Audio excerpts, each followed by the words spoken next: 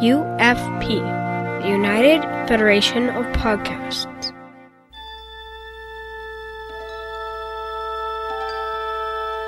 Stand by to receive our transmission.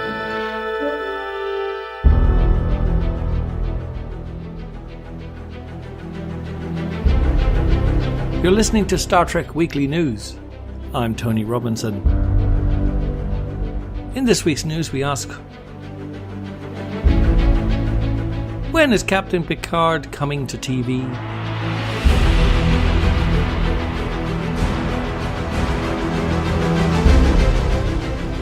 We take a look at the new uniforms.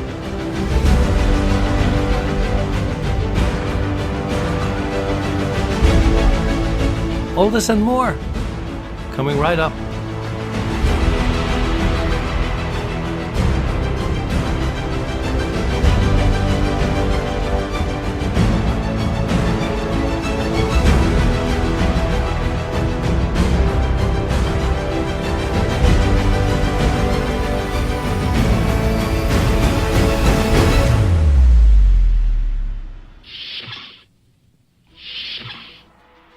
So the fans are screaming out, when exactly is Captain Picard's Star Trek spin-off TV series coming to our screens? Well, all we know so far is the date is later on this year. So for the moment, here's everything you need to know about Patrick Stewart's return to the Trek universe. This report by Hugh Fullerton at BBC Radio Times. Fans of Star Trek The Next Generation, take heart. Patrick Stewart is returning to the Star Trek universe after nearly 2 decades on shore leave, with his iconic Captain Picard set to star in a new spin-off series that will imagine his life years later. Here's what we know about the series, and that everyone seems to be calling PICARD. Up until fairly recently, this series was untitled, but now it's being called PICARD, and the series is coming fairly quickly following its announcement in August 2018, with the series apparently expected to arrive on the streaming service by the end of 2019.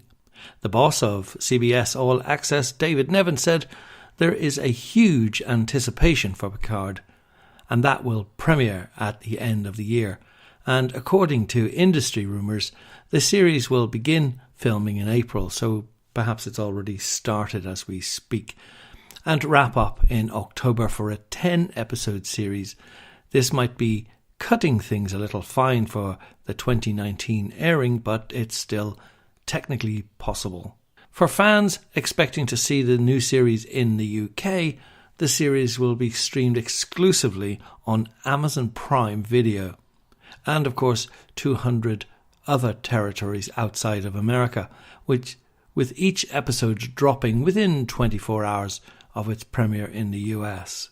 Who's going to be in it? Well, alongside the returning Stewart, the series has so far added Merlin, the Musketeers and Hero star Santiago Cabrera, and Michelle Hurd, Marvel's Daredevil and Blindspot, and both will be regulars alongside a newcomer, Ivan Ivagora. And while we don't know exactly what characters they're playing, Deadline reports that Cabrera will be the pilot of Picard's ship, who is also a skillful thief, while Hurd is an intelligence officer with a powerful memory and problems with substance addiction. Both of these details, if true, suggest that Picard's series will still involve some space exploration, which is one of the biggest questions fans still have about the series. Just how similar to a normal Star Trek show will it be? More recently, it's been revealed that the Newsroom's Alison Pill, Hamilton's Isa Briones, and Penny Dreadful's Harry Treadaway are set to be a part of the series in as yet unknown roles, making Picard's crew look pretty impressive, if of course that is who they're playing. And as we mentioned, currently everybody seems to be calling it PICARD offhand, with Star Trek Discovery's lead Sinequa Martin Green suggesting that this could actually end up being the series' final title. Patrick Stewart is helming his own Star Trek, she told Larry King. It's going to be called PICARD. However, Other rumours suggest that the series could be titled Star Trek Destiny, so we all still have to wait and see which version comes through, although there have been releases of title sequences on the net to date. And what's going to happen in the show? Well, the story of the spin-off is currently unknown, although it's set a number of years after the last time we saw Picard on screen in the 2002 movie Star Trek Nemesis, and Stewart has said it will explore new dimensions within the Starfleet captain.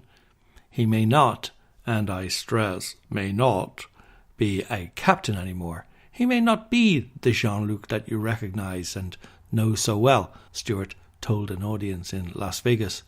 It may be a very different individual, someone who's been changed by his experiences.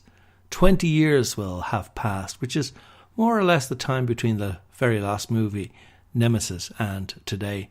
No scripts as yet at the time when Patrick Stewart was speaking, but we're just talking storylines, and it will be something very, very different. Here's what I will tell you. He had an amazing experience yesterday, creator Alex Kurtzman said at a recent Star Trek panel. He sat at Patrick's kitchen table and I heard him read the first episode and I almost cried. It was quite something. He's at an amazing place in his life. He's so excited. It's going to be a very different show from Discovery. The only way this universe, I think, works correctly is if each show is really different and speaks to a different part of Star Trek. This is going to be a very thoughtful, psychological portrait in a lot of ways. We all know what Picard means to the world and why he, like so many legendary characters on Star Trek, has endured and what he's represented. He in some ways has to go through a gauntlet to find that again. Things have changed for him and changed him in some ways, and yet he's so deeply and fundamentally still Picard. We're thrilled at what we're going to deliver. I know Patrick is really excited. The cast is coming together beautifully, and I will give you nothing else.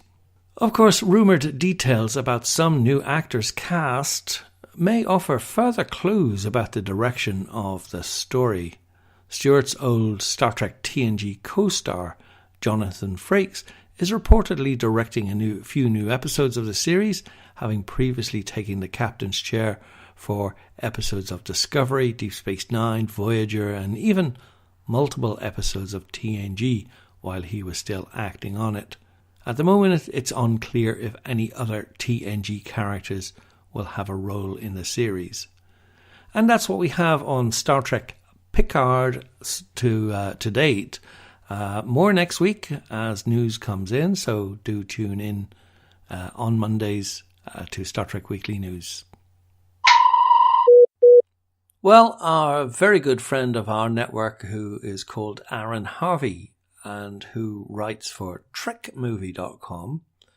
Aaron's a gifted artist, and when the little video came out that I'm sure everyone has seen by now, which suggests that the uniforms that will be shown in the Picard series are reminiscent of those uniforms worn in TNG or Voyager, Aaron put together his own artwork rendition and subsequently a breakdown of how this uniform might look and might work. So, thanks to Aaron, the following report is about the uniforms that we may expect to see on the upcoming Star Trek Picard series. So Aaron said that thanks to filming on location at the Anaheim Convention Center, of course a number of photos from the location shoot for Star Trek Picard have surfaced. Everyone's talking about the uniform. So here is Trek Movies' breakdown of the uniform created by, of course, Aaron Harvey. There was no trailer to go on, as he did when he did a similar graphic for Star Trek Discovery, but he looked at photos and pulled together a best guess based on what's out there. So, in his design notes, he said that on the uniform, you've got a division-coloured shoulder and yoke, and here we have a high collar. There's a mock turtleneck, possibly with a subtle texture. Rank pips have been moved from collar to right breast. similar to uniforms seen in Star Trek Online and from the 2009 Countdown to Star Trek movie tie-in comic book. The comm badge is larger than its TNG era counterpart. A little bit that we can see in the CBS upfront image suggests an open-framed delta similar to All Good Things comm badge. The rotated oval is an homage to the comm badges of TNG and the promotional delta imagery used to celebrate the 30th anniversary of Star Trek in 1996. While it would be odd to have a split delta and split background, it does seem that Starfleet's bifurcated delta, as established in Star Trek Discovery, is for the time being the delta of choice. This is supported by a closer look at the Starfleet headquarters banner that have been seen in recent pictures for the location shoot of Star Trek PICARD. The uniform itself consists of 3 pieces: undershirt, pants and a zippered uniform tunic or jacket. The pants appear fairly similar to the TNG era uniforms, full-length pants covering all but the heel, with a subtle triangular cut opening for the top of the foot and the toe. The uniform feels oddly plain considering it's from a modern 2019 show. It lacks the detail most contemporary genre shows heap onto their costumes, the result of using super high resolution cameras and larger than ever home theatres. That perhaps indicates that this is not the final iteration of the Starfleet uniform that will be seen in the full series. This could be an early mock-up of the uniforms used for a brief clip specifically filmed for CBS All Access upfronts for advertisers. Similar footage was made and used for the same purpose for Star Trek Discovery in 2017. It could also indicate that this series will be something quite different from all earlier Star Trek series, one that won't feature Starfleet or its uniformed personnel as heavily in the past. The new Starfleet uniform has a lot of influences from the 24th and early 25th century. It's a bit of a mashup of designs that we've seen before. Perhaps the most obvious influence is the Next Generation Season 3 uniform, with its trademark Mandarin-style collar, which makes a return in PICARD. Also, this new uniform is a 2-piece design like the TNG uniform. The collar in the PICARD uniform is higher and has a deeper V-neck than the TNG uniform, somewhat resembling the collar seen in the semi-official Countdown graphic novel prequel to Star Trek 2009, which shows the Prime Universe events that led to the destruction of Romulus in 2387. The PICARD design also borrows the similar positions of the rank pips on the right breast rather than on the collar.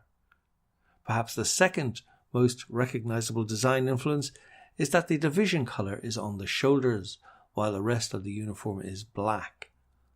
A lot like the more utility-focused jumpsuits seen on Deep Space Nine and Voyager. And lastly, there's a bit of the enlisted uniform from Star Trek Online as well, especially the neck areas, the idea of an undershirt that you can see through the V in the collar. The division color is on the shoulders like the PICARD uniform. So big thanks to Aaron Harvey, who is a graphic designer in Los Angeles, co-author of the upcoming book Star Trek, the Official Guide to the Animated Series. He also studies improv at the Improv Studios in Los Angeles, so if you're there, go and take a look, and will be in a fully improvised show in the style of 90s Star Trek called The Improvised Generation Night Shift. Well, as ever, before we leave you this evening, there's news of rumours emanating from Starfleet headquarters that there's considerable confusion over the number of uniform types across the sections. In a drive to maintain consistency, future clothing for serving officers will be designed by Rapstar gangsta types, forcing everyone to wear low-hang pants and comm badges on large gold chains, y'all. I'm Tony Robinson. You've been listening to Star Trek Weekly News. Thanks for tuning in. Star Trek Weekly News is part of the United Federation of